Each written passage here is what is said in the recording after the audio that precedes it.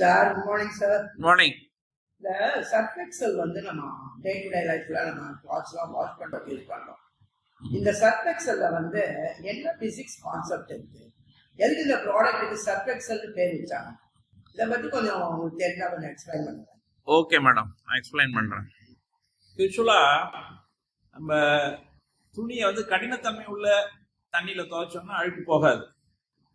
அதே நல்ல தண்ணியில் துவைச்சோம்னா அழுக்கு போகும். அதே வெந்நீரில் துவைச்சோம்னு வச்சுக்கோங்க அழுக்கு நல்லாவே போகும். துணியை வெள்ளாவில் வைக்கும்போது பளிச்சுன்னு வெளுத்துரும். இதுக்கு என்ன காரணம்னா நீரினுடைய பரப்பு விசை. நீருடைய மேற்பரப்பு வந்து ஒரு இழுத்து கட்டப்பட்ட சவு மாதிரி செயல்படும். அதுதான் பரப்பு விசை அப்படின்னு சொல்றோம். நீரினுடைய பரப்பு விசை குறைய குறைய அழுக்க நீக்கக்கூடிய தன்மை வந்து அதிகரிக்கும். எந்த ஒரு பொருள் நீரினுடைய பரப்பு விசையை குறைக்குதோ அதுக்கு சர்ஃபாக்டன்ட் அப்படின்னு ஆங்கிலத்துல பேரு. அந்த சர்ஃபாக்டன்ட் அப்படிங்கிற வேர்டோட முதல் 4 எழுத்து SURF அதை எடுத்துதான் சர்ஃப்னு வச்சாங்க.